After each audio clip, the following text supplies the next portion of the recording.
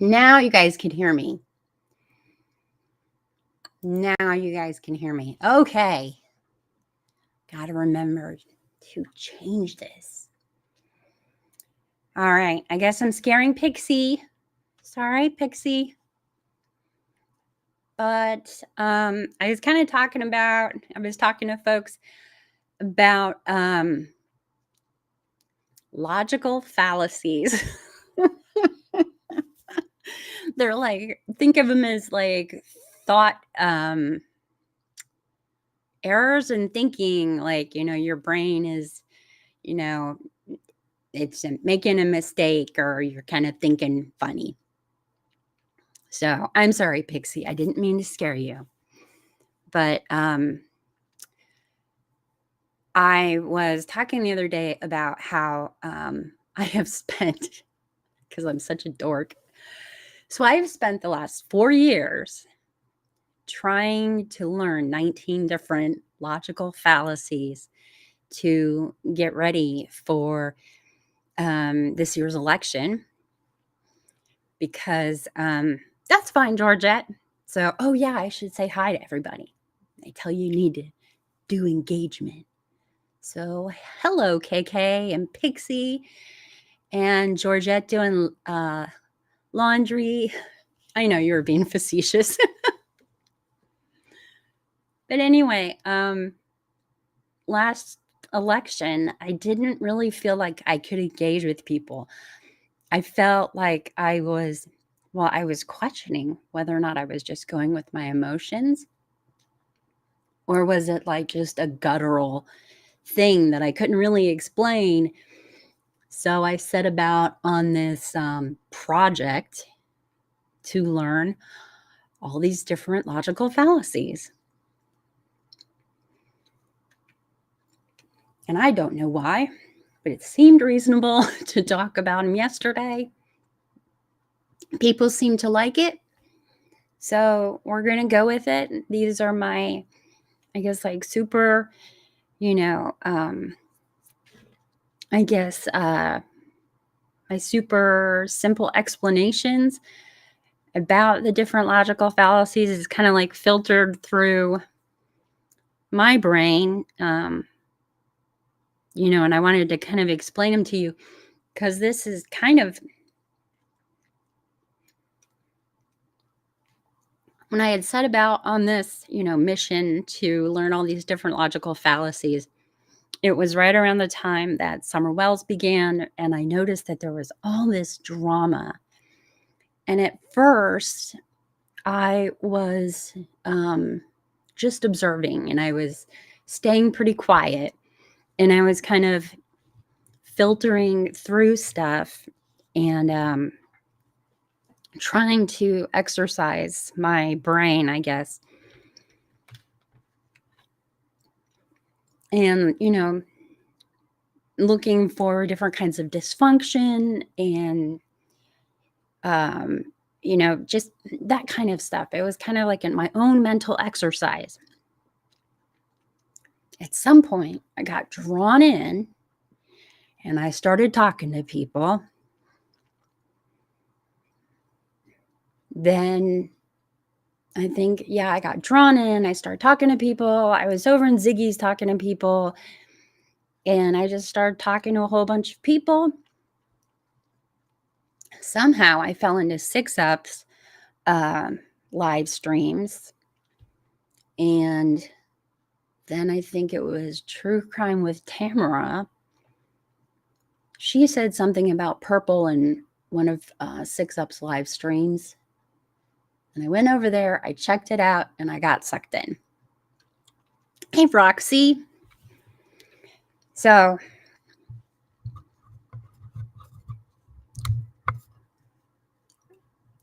it is a long road to come back. So I guess maybe we'll use this as 6UP. No, that's not your fault. I think it was something. There was no. Now I'm embarrassed. I guess I am a sucker. Sometimes I can really be a sucker. But anyway, so Yeah, I was talking to you guys about the logical fallacies, and I've kind of gotten off track. I was just telling you how I landed in purples. And by no means, and I'm sure purple's going to completely miss this, or whoever screen records this is going to purposely um, edit it out of whatever they send her. See, I'm still coughing, and I've got these mints that they're supposed to make it so that I don't lip smack so much, because I'm a lip smacker. Not by choice. I just have dry mouth. So anyway, false dichotomies. Because like it says at the bottom of my screen, because life isn't just this or that.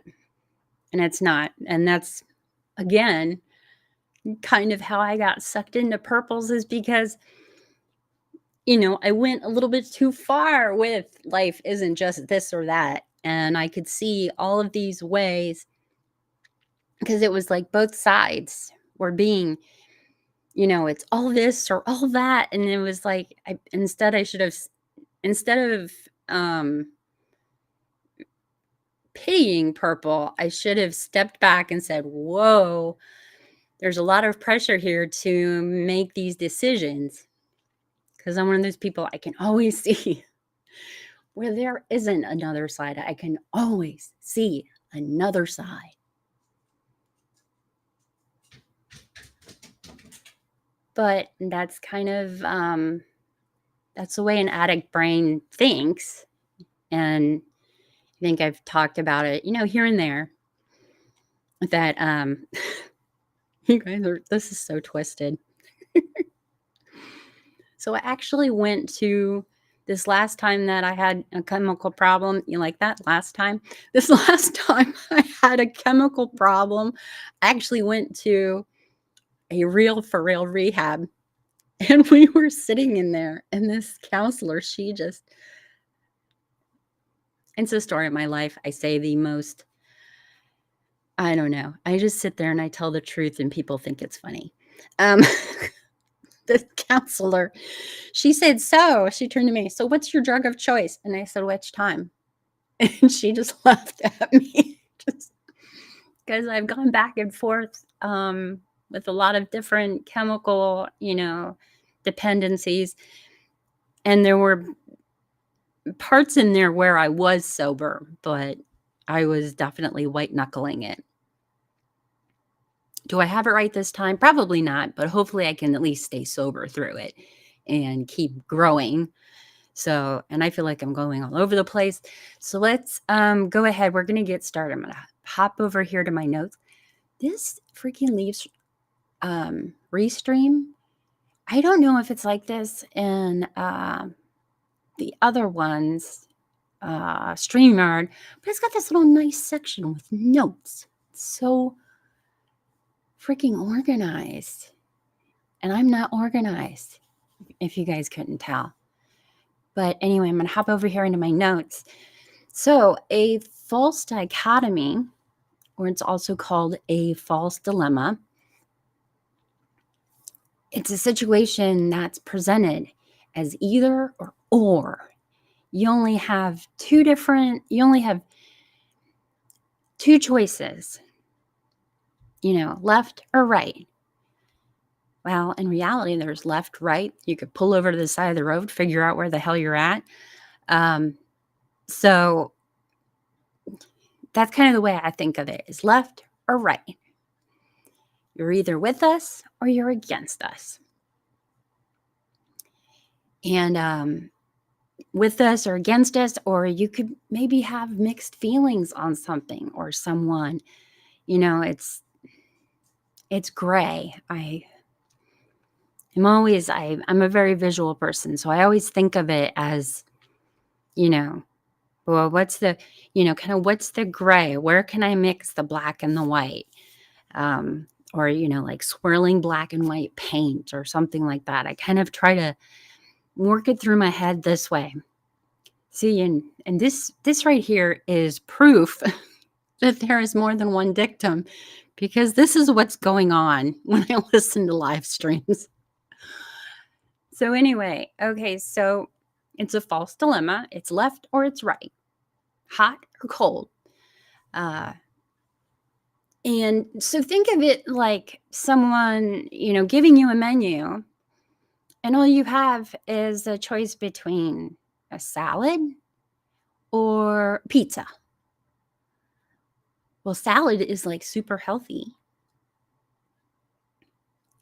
and pizza, not so much.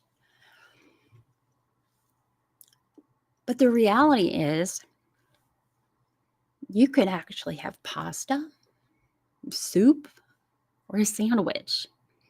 It's really kind of restricting what your options are when there's actually a lot of options.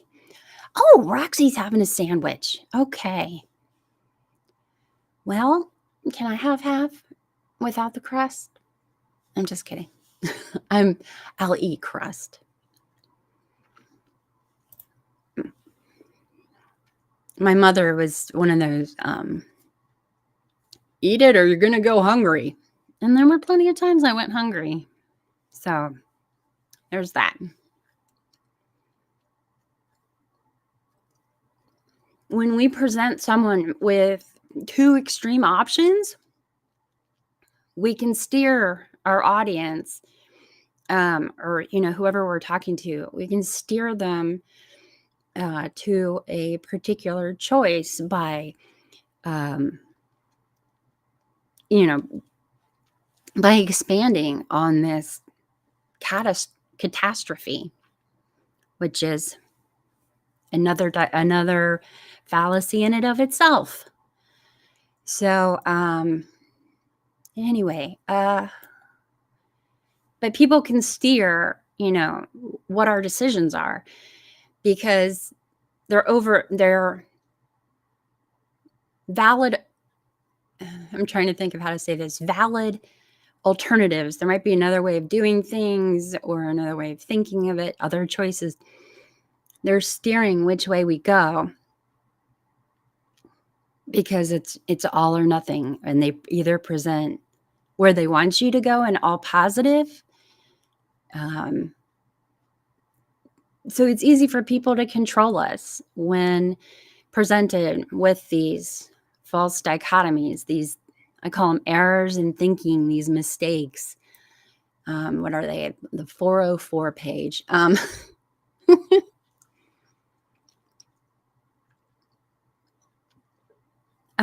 So it also gives a sense of urgency. And we kind of, get this internal kind of pressure, like, well, I've got to pick the lesser of two evils. Life isn't the United States presidential election where you just go for the lesser of two evils. False dichotomies, they're polarizing us versus them. It kind of how it operates here in our little community is it's a way to gain loyalty. These people are all bad or they're all good. And that's part of the reason I was part of the reason that I've been resistant to people's arguments in the past is because I'm like, oh, you're putting too much pressure on me. Meanwhile, I was missing the pressure behind me. So, but what they do is by polarizing, when we polarize people, when we polarize decisions, it's, we demonize other people. It is a way that people can gain loyalty. And again, this is why I say myself and some of the other victims, some have their loyalties, others don't. But me personally, I'm loyal to me. That's who I'm loyal to. instead of being, loyal to this creator or that one. I try to be loyal to me and check in with me. Another indicator of, when we're getting into a false dichotomy situation is appealing to our emotions. Um, there's, either one extreme is very negative or very positive, and it triggers fear and it triggers guilt, sympathy, pity. KK's gonna go get something to eat. And Pixie's gonna have some Triscuits. Georgette's gonna have some crackers. Everybody's eating except for me. Well,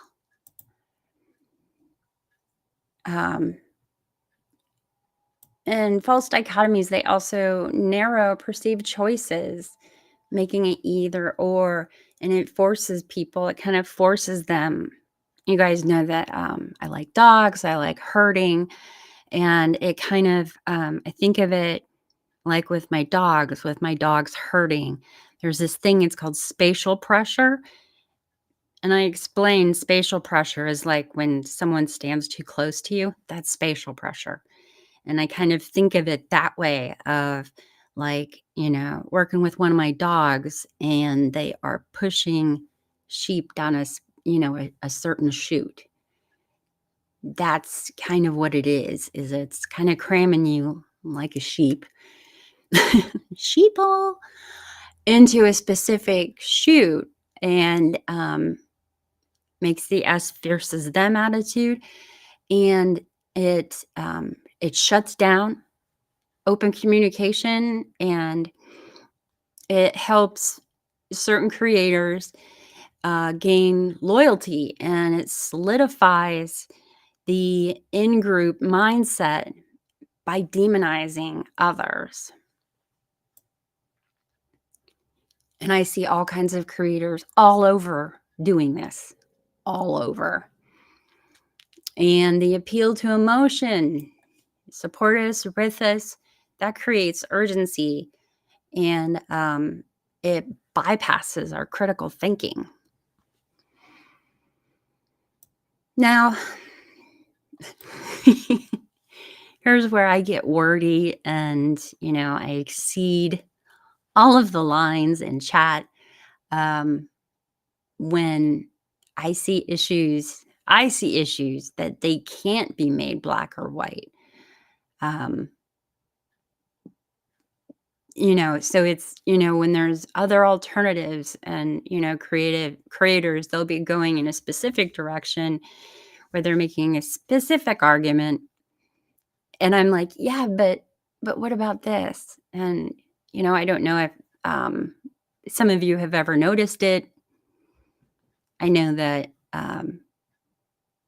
when I have been and am confronted with specific things that I've said or done, I'll always say, yeah, but well, did you see what my comment was in the chat? I said XYZ. And a lot of people don't see that. They just see that I'm in chat. But I'm sure that the creators saw me and they probably want to wring my neck because I see all these other, I get cluttered. My brain gets cluttered and the clutter comes out of my mouth with all these other, alternatives. And sometimes they're good ones. Sometimes they're lousy ones. But oversimplifying things that can manipulate people who are listening to thinking a solution is simpler than it is. I might have to step upstairs and deal with someone. Might have to switch things out. Hold on 1 second.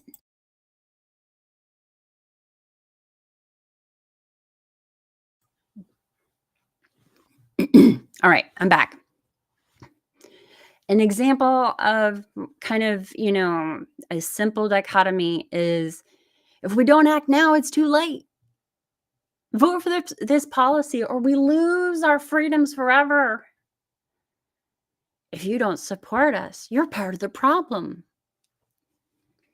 Choose a side. Are you for us or against us?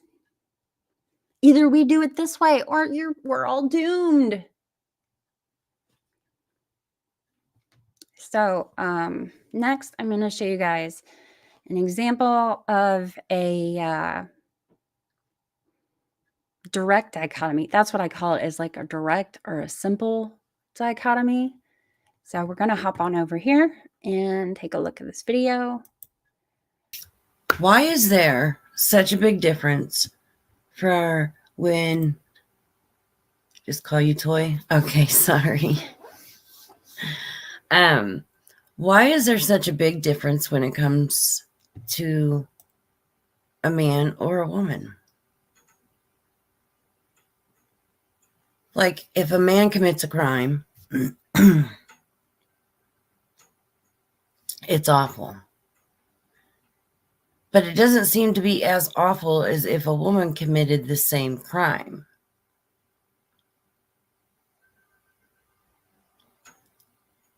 For instance, let's take an assault, okay? So if a man assaults a woman, you know, everybody's so quick to judge, oh, he's a piece of shit, da-da-da-da-da. But if a woman commits an assault, it doesn't seem as serious as it does as if it was the man that did it. Why is that?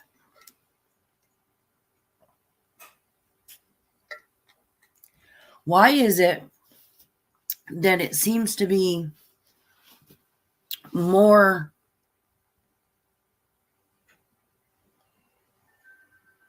where do I want? It's more...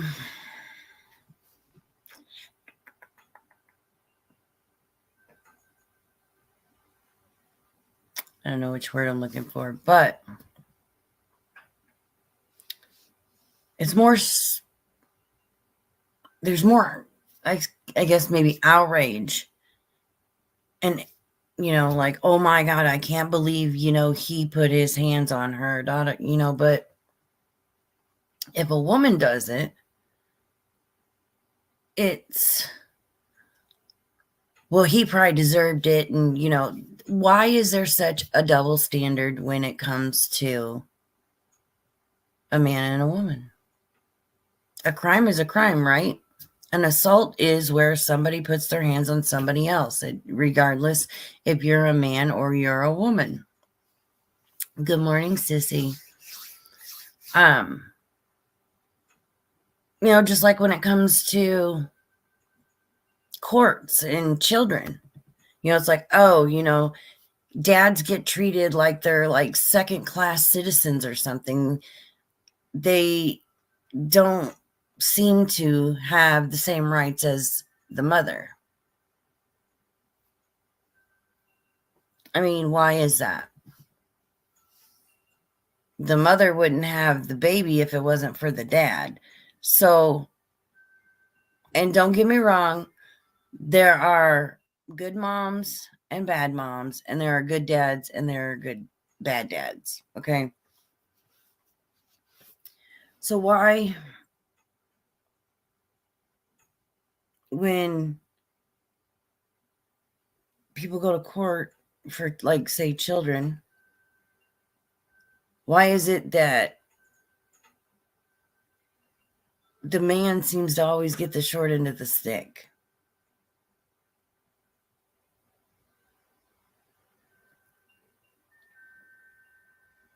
Just questions I've been having, seeing all these different court cases that, we follow.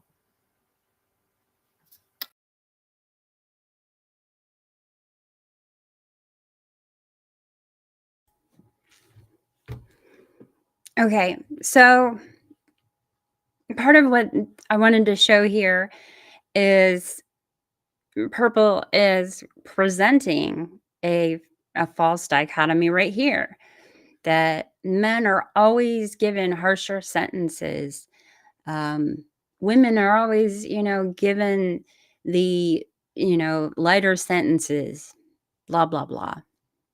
And this particular live stream is something where Purple said that I didn't understand what she was saying or what her point was.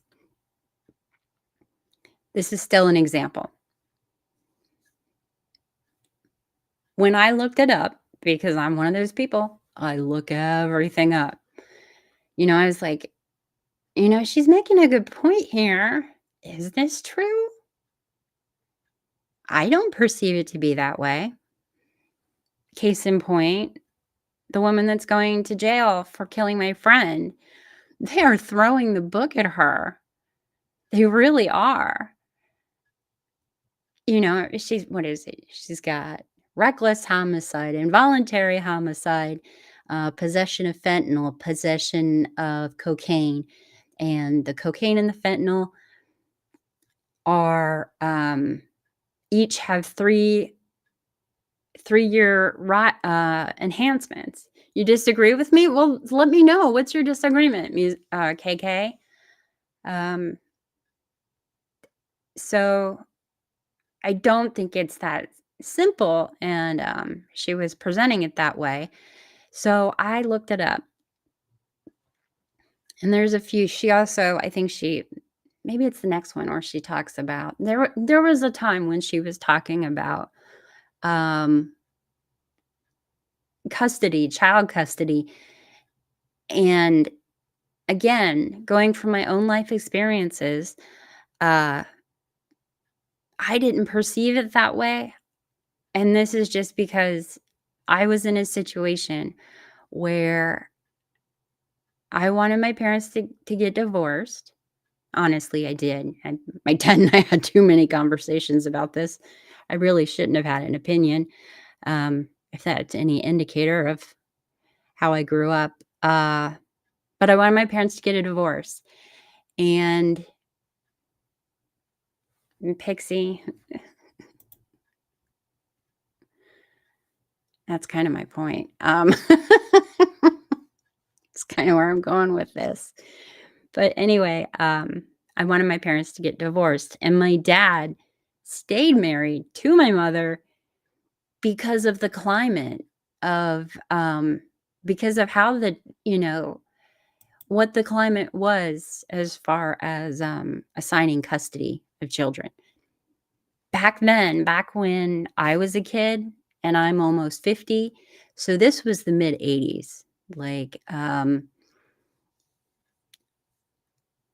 it was the mid 80s. And that's the reason my dad stayed married to her, was because of child custody. So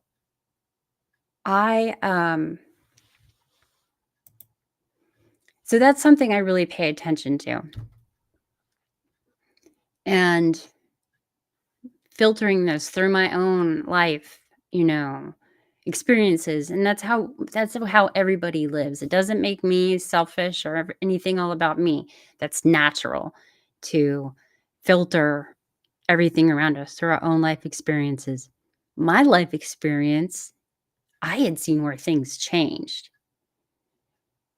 So when she was saying this, I've seen change, and I'm like, that's not my life experience. Well, maybe I should go check. And of course, I went and looked it up. So some of the things I looked up, have there been any changes in how often fathers are getting custody of their children between 80s and now? And it said there was something like I think a 30% increase, which to me, that's pretty damn good. Nowadays, I would have had a chance of just being with my dad, but not when I was a kid. So to me, that's a big improvement. Dads are getting custody of their children more. And then there's also the issue of shared parenting. And so I looked up, she talked about when And I'm just going by what she says because I only know what she says. She brought up the issue of sentencing for different crimes and, for sentencing for crime. And so I looked up, I said, kind of looked and tried to see, well, why does it seem this way? Because to me, it didn't seem that way. And I knew that I was working from anecdotal evidence. And so I looked that up too. And I found that there actually is an issue in how men and women are sentenced. There is still disparity. And what it turns out is it has to do with old, erroneous attitudes of chivalry. And a lot of these judges, they're still, exercising chivalry. There still is an imbalance there. So she was right on that point. But let me check chat before I go on. Okay.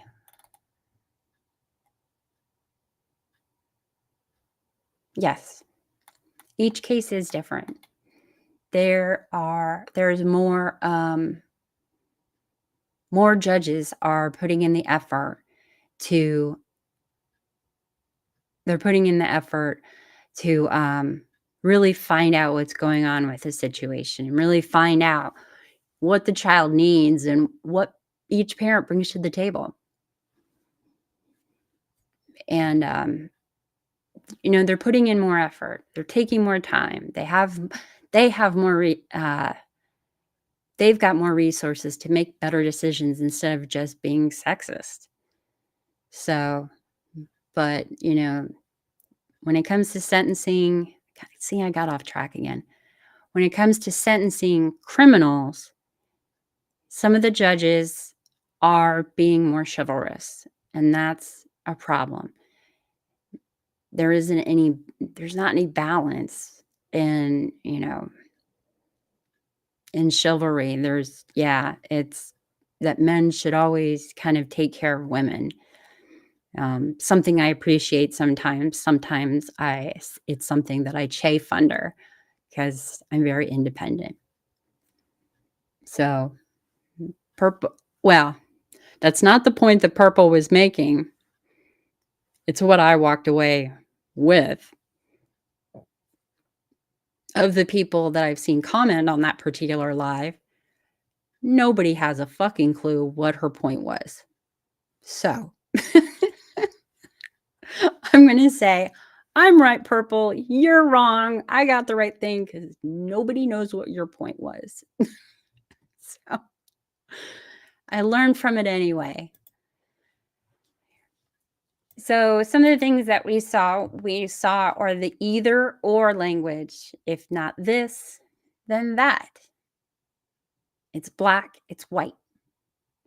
An example would be you're either a leader or you're a follower. It excludes all the other roles that somebody can take. I guess, leader, follower, that's something, it's kind of an attitude that you maybe see like in corporate life or even the military.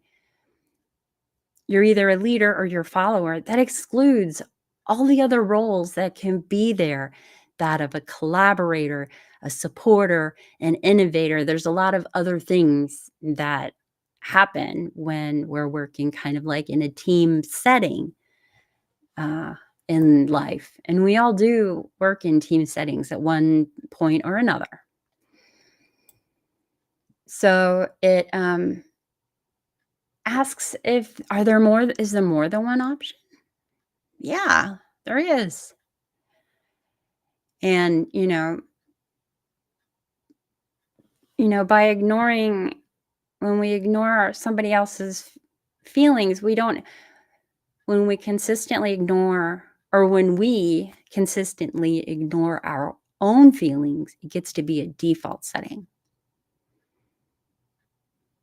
So when this kind of stuff happens, when you are presented with these kind of arguments, you want to look at what's the oversimplification,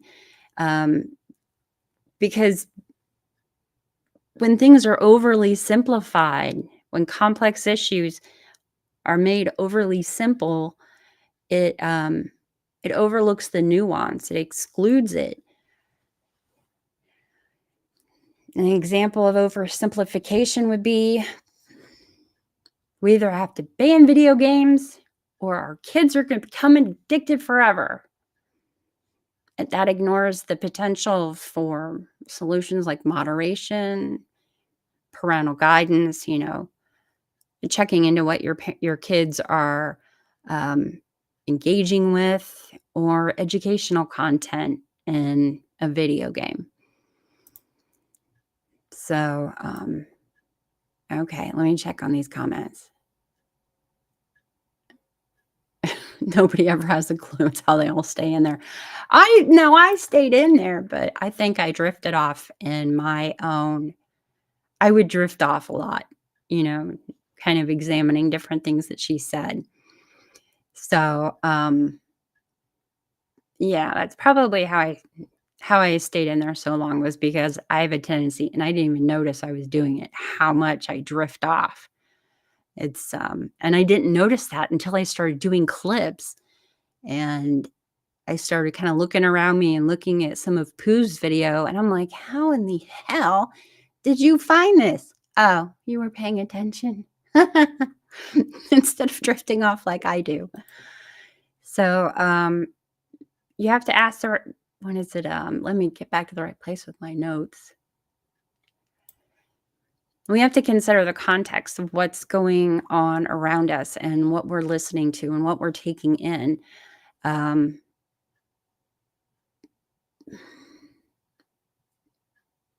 there's situational factors that affect our decisions.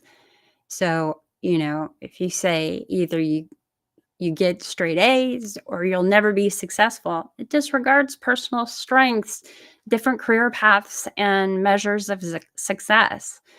Uh, Even though I didn't go to college and didn't become a doctor like my dad did, not that he ever wanted me to.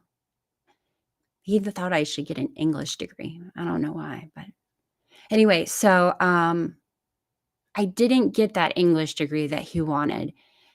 And it's something that I have to remind myself, and this is actually something that you do in therapy. It's called like thought stopping, or Socratic questioning. And, well, is that true? And is that really true? Is that the only way I could be successful, is by getting that English degree my dad thought I should get? Well, there's something that my dad used to always say when my mother and I were having one of our many very frequent arguments, is because I would get so upset, and it would be like, one day you're going to get to move out and you can live your life your own way. So even though I didn't get that English degree, I have done a lot of other things with my life. Mental health is something that's always been on my dad's radar, because his mother committed suicide. Well, not committed, but she suicided. So that's something that was always on his radar. And I ended up getting into therapy at a very young age. I was 14, and I still go to therapy. Um, I still struggle with depression, but you know what? I'm a lot healthier than the way I was raised. I think that I've far exceeded anything that, that my dad ever could have considered, if he even ever sat down and thought about it. I think that I'm way more healthy, and my thinking is way more healthy. My behavior is so much more healthy, just because of how I grew up. I had these two conflicting, ways of behaving and interacting with the world. So, as far as the straight A's and whether or not your success, I was a success in one of those gray areas. And We have to keep an eye out for all or nothing thinking. Either you believe in climate change or you're a science denier. Really? Is it really that simple? No, it's not.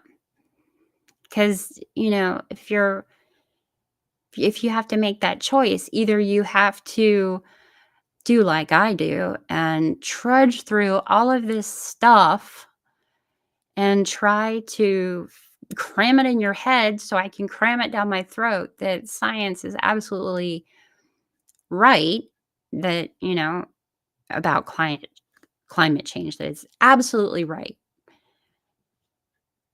By taking in what I can take in, I can make, my own decisions, and, so I don't have to choke on it. I don't have to if I leave the gray area open, I don't have to choke it down, and I don't have to have the perfect argument all the time. I'm very much a perfectionist, but at the same time, I don't wanna be a science denier. So, there's different kinds of concerns about different policies. I hope all of this is making sense because I feel like it's just a stream of consciousness. And we have to, either you're a spender or you're a saver. There's other options available. We can spend and we can save. You can, some people, they sit down and they choose what's important to me and what's not important to me. Some people, it's very important to them to have a nice house and they don't mind if they're sleeping on the floor. And no shame on sleeping on the floor. I have slept on the floor, okay, for long periods of time. And we have to ask ourselves, what's being excluded? What's left out? Um, and this is, oh my goodness, this is so hard. This is a really tough one. I have to constantly work on this one. Is try to, because that's the thing is also with lies are more about what's not being said. And that was something that I think I've ridden Purple's ass pretty hard on about lies of omission and what wasn't said when she talked to law enforcement. So, and to me, omitting things, and to a lot of other people, when you withhold information, you're lying. So, and that's one of the few hard lines I'll draw. I try to be judicious about drawing hard lines. So we need to be skeptical about us versus them arguments because, like I said, false dichotomies, they create in groups and out groups. It's a lot of pushing people to one side. Again, either you're with us or you're against us. We have to use the what a lot of people call the spectrum test. Is considered, does this argument ignore other choices? Are there other choices in this, what this person is saying? It's glossing over them. And so we have to ask ourselves, what are the possibilities? Sometimes you even need to ask, someone, and it doesn't have to be Purple. You have to ask, like if you're buying a car, are there other possibilities? Are there other choices? Are there things that I can choose to exclude from this vehicle that would make it less expensive? What do I get if, and I don't even know if this still exists. Can you even get a manual transmission anymore? I don't know. I'll have to check into that. Just out of curiosity. I can't even drive a manual transmission. But anyway, that was a way that there was a time when, you know, when you would think about that, when you would look at a car, A car with an automatic transmission was more expensive than a manual transmission. And I remember talking to a car salesman about that. He was like, "Well, you can get the price down to this if you get a manual." And I was like, "Oh, I can't, I can't drive a manual. So I guess I'll go without air conditioning." I don't even know if you can get a car without air conditioning anymore either. So, wow, we've come a long way. Things have really changed. So nowadays it's leather or material to help you make those choices. And sometimes you have to ask, are there any other choices? Because you might not even know what the other choices are. So, okay, I'm going to take a look here, peeky boo.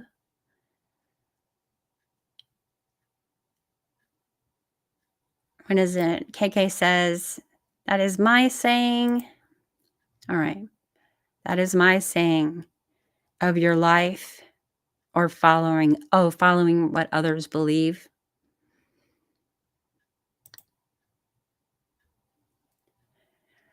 Okay, you guys, with the dogs on treadmills, I've got cattle dogs, all right? I'm not a runner. Cattle dogs were bred to work like 10, 12 hours a day running. 10, 12 hours a day running across the Australian outback, which I don't even know if it's humid or dry there. Oh boy. Oh gosh. I don't even know like the amount of water in your Pepsi. Oh, you guys are killing me. Every time somebody says that, I think of what it like melted. Remember, ice would melt in your Pepsi and you're like, ugh, and you would just throw it away. So, yes, KK, the hardest thing is to really know yourself for where the good and the bad. So, what is it? Thank you, Roxy. Actually, Roxy, I don't know that I've necessarily grown a whole lot. Um, a lot of this stuff was there, but it doesn't always fit in chat. um, so anyway, yeah. So okay. Hoot hoot dictum. Okay. Oh boy, hammer time. I'm gonna have to go back and listen to this for sure. Manual transmissions are still made. Okay. No, Frosty, I cannot drive a manual transmission. I remember my husband tried to teach me once, and it was Morse Road, which is like one of the busiest roads in the city that I grew up in. It's like 3 lanes, like 3 lanes on one side. Um, I always get confused when they say like a 2-lane highway. Does that mean that it's 1 lane, going one way and the other one go the other way? Is that a 2-lane highway? I don't know. I get confused. So I always say 3 lanes on one side. There was like 3 lanes on one side. And there was all this traffic and it gets so congested there. And I was like completely freaking out. And I finally gave up. I think I was like 17 and my husband's like yelling at me. And I just kind of freaked out and I finally gave up. And I just like, when he was trying to teach me to drive, and I just finally just like put the thing in park and crawled over him. I was like, I am done. I cannot do this. And I haven't tried again. Haven't tried again. We just buy an automatic. So, okay. Good morning, Frosty. Okay, I'm gonna have to go back and Toyota. Oh, little devil worked for Toyota for 15 years. Yeah, all the extras you had to buy. Now everything seems standard. Thank you, Roxy. Thank you. Like I said, I think the self awareness was there, but at some point, it like kind of. I think it was probably when my dad died, and I was really when my depression gets bad, that's when I start thinking all or nothing, black and white. I have to really, really fight that. That's kind of how I notice, if my depression is getting bad. Am I uh, thinking in all or nothing, black and white? That's my test or whatever, what have you. So the next, and actually I meant to be talking up here with you guys. So the next kind of, or I guess, subset of false dichotomies is, and these are the really, really hard ones. Actually, you know what? Let me go back. I have to go back and talk about how not to be drawn in. Sorry, I got ahead of myself. So we're going to go to how not to be drawn in to false dichotomies. Like I said, ask if there are more options. Consider if there are more possibilities that haven't been presented. And if you have to get a piece of paper out, I don't see anything wrong with that. I think it's good. It's good to think. It's good to use your brain. I mean, nobody wants to die a smooth brain, do they? The more wrinkles you have on your brain, the more it means you've used it. So nobody wants to die a smooth brain. So sit down and, create some new neural pathways and write it out. Draw a picture. Ask someone else. Ask a friend. Because, I mean, there's people like me in the world. I know all kinds of random shit. I have friends that will just call me. They'll be like, "Do you know anything about this?" No, yeah or no. I once asked someone, they're like, they said, "I just ask you stuff because you might know. I just never know what you might know."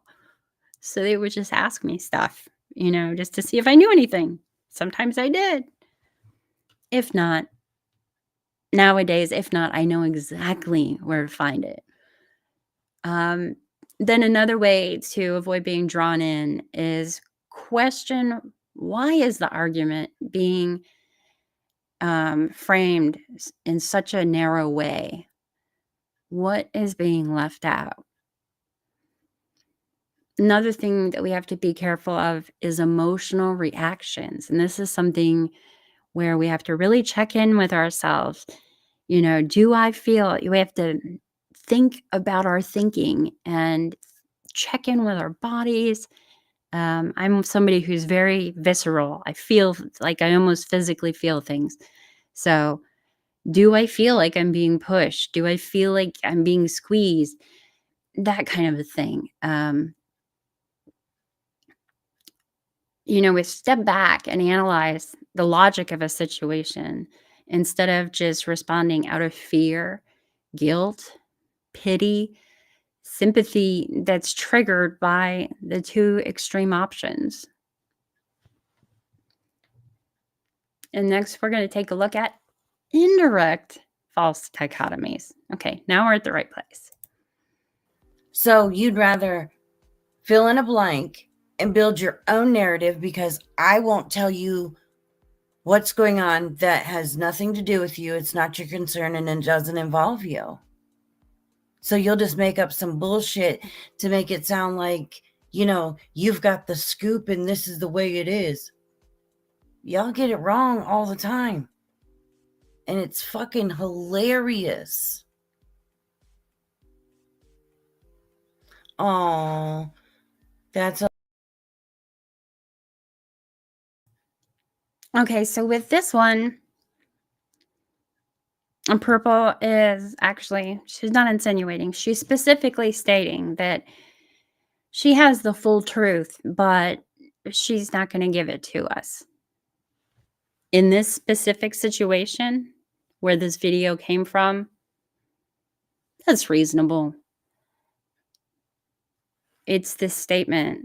The context is we're just listening to the words. The words that are coming out of her mouth, she has the truth, but she's not going to give it to you. It's very natural and it's very human.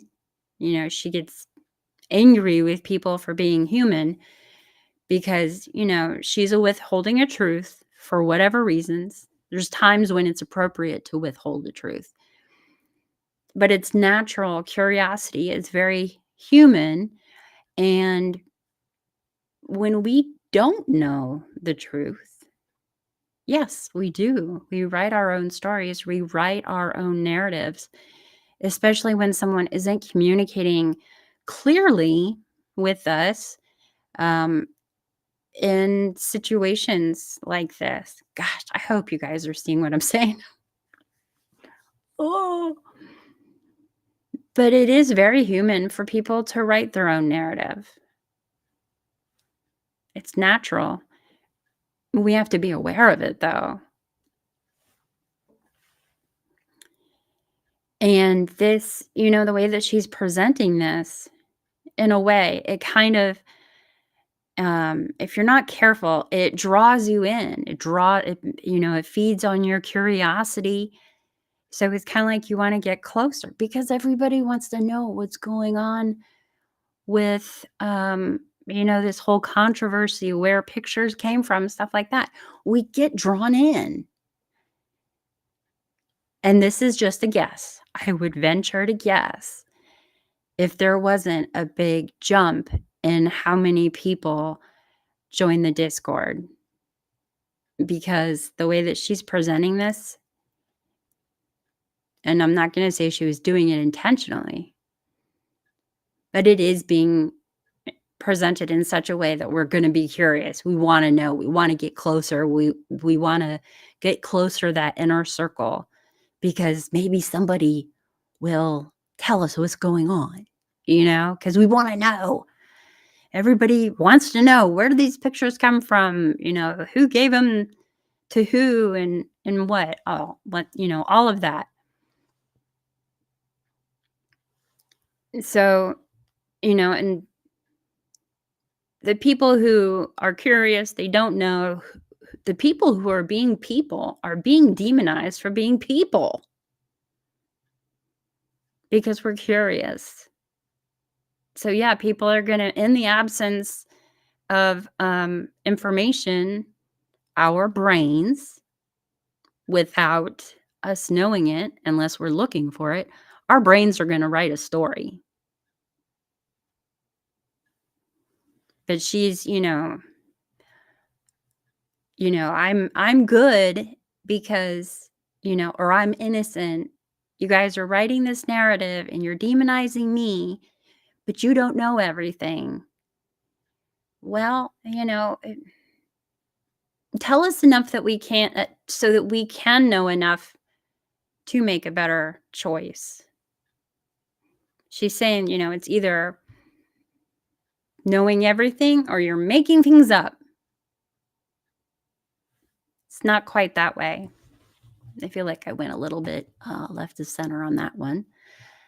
So, it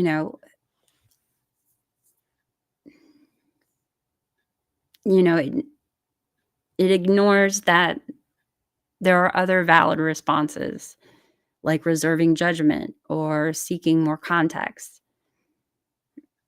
Again, you can't, it's hard. In life, you got to ask more questions. This is an example. It's not the end all be all. So, Linda and whoever else is the Glitter Ninja crew,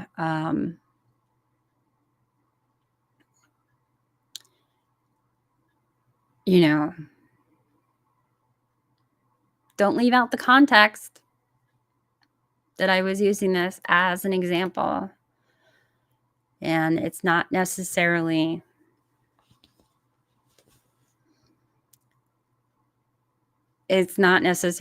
what we were talking about.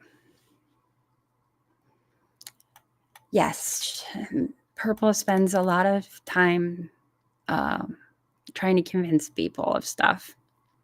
Thank you, Roxy. Thank you for getting it. I'm not always good about, getting stuff out of my head.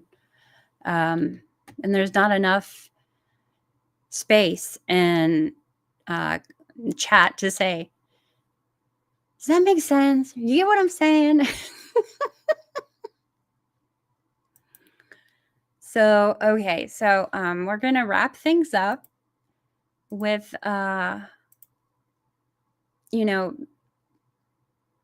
it's easy. Binary choices, they're easier. We want binary choices, either do this or do that. It's black, it's white. But that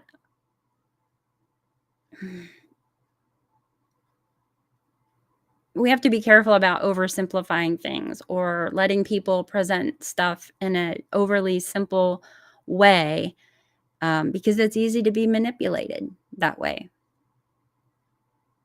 It creates in groups and out groups, and it pushes people to one side or the other, and it pits people against each other, and it creates conflict. It creates the whole, gatekeeping effect that, and we see this in lots of creators, okay? A lot of creators. Some are less obvious than others about it, but, creators will say, go to whatever chat you want. But then at the same time, you're getting called out in a live stream because so-and-so, saw you say this in another live stream, and they did a screenshot and they sent it to the creator, or, or somebody's only reading chat. They're not, reading what was actually going on in the video. So they have no context, and they take things the wrong way. Take them out of context so they don't, So when we're faced with, either this or either that kind of options, we have to check in with ourselves and, kind of, am I being pushed? Become more aware of what's going on. Because like I've said before, the home that I grew up in, it was always, well, it wasn't even do this or do that. It was do this or hell hath no fury. Well, yeah, it was, there were two, but anyway, but if you're raised that way or you've gotten in the habit of thinking that way, you have to put a lot of effort into getting in touch with yourself and noticing when you're feeling pushed or feeling squeezed, or you start feeling anxious, or you start feeling frantic. Those are your red flags. So sometimes and here's the thing though, here's the thing about logical fallacies is sometimes, even though the fallacy can be there, it can be there and it's not a problem. There isn't a problem. Just knowing logical fallacies, the reason I went out of my way to learn them is because they're like little red flags, like, hey, stop here. You need to stop and you need to think about this. And I think that's where I would drift off and miss all kinds of other crazy stuff going right by me, is because I'm thinking about, all of these, I've got all these little flags going off in my head. So that's just about it. Oh,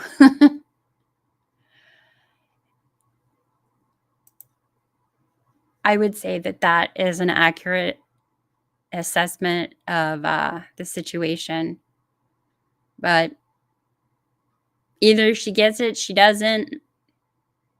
We'll find out if she really had an appendicitis, because she'll be on here hollering later on tonight.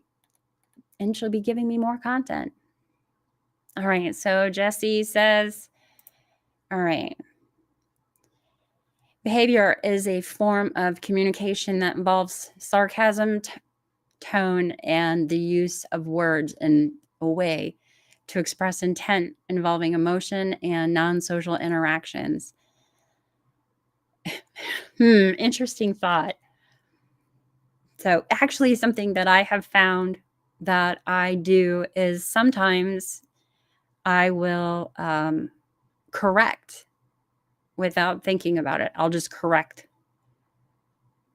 what I assume that the speaker is saying.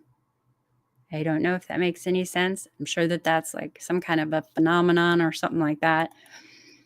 So,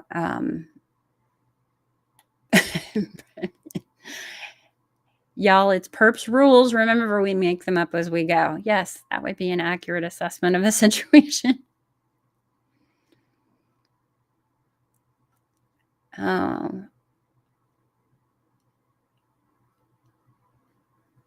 Yes, Jesse. I think that that's true. Feel, see, hear, your gut will guide your mind and body, accept your own thoughts and emotions, and will always be yours and your own sensory compass. I think that's a good, what do you call it?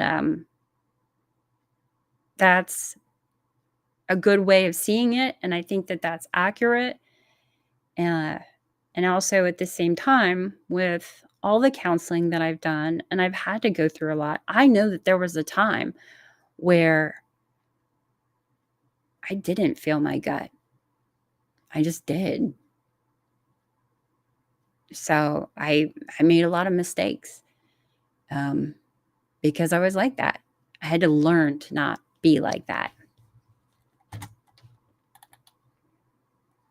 Imagine the screenshots this morning. Well, hopefully they're screenshots from someone else's chat. Hey, New Jersey Robin, that's fine if you're behind. I only gave like an hour warning on this, so but we're going ahead. We're kind of looking through the rest of chat. But I hope that this kind of gave you an idea of what false dichotomies are and how they can create so many problems for us and get us into bad pickles. And, they can really get us into pickles, and maybe gave you guys a little bit more of an idea about me and how I see the world. So yeah, that's kind of what's going on inside my head and my perspective. And, so that's about it.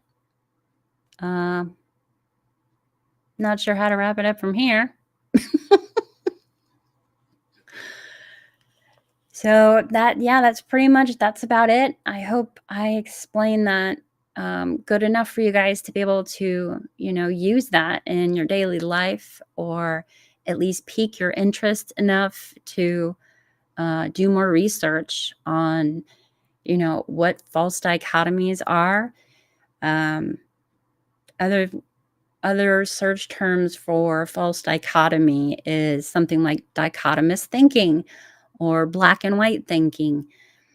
If you search those, you can find out more information, more explanations about that.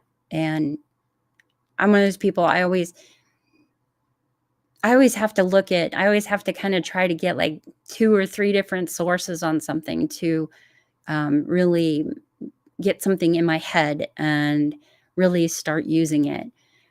But these logical fallacies, they're a tool. They're like a little flag up in the air, like, stop here. We need to look at this a little bit closer. So, but yeah, that's about it. Not sure how to end this the right way. Now I feel awkward now that I don't have anywhere to go. Thank you very much, Roxy and Jane. I really appreciate the your positive input. It's very encouraging and very validating. So I feel like this is turning into like a quasi therapy, um, I don't know, logic kind of a live stream. So, um, but yeah, I just, I'm like, little devil, yes, think more and research. And ChatGPT is our friend. And it's good to question your thoughts. It's good to think about your thinking. It's something effective, you know, and all of that. And it's probably no wonder I have an anxiety disorder because I'm always thinking, making myself crazy. Anyway, I'm glad you guys enjoyed it. I hope that I at least piqued enough interest for you guys to think about this a little bit more and kind of question what it is that you're hearing, during this election and during daily life. The next time you buy a car. So, but that's about it. I want to thank you guys. Thank you, everyone, for coming. I really appreciate your time and your attention. And everybody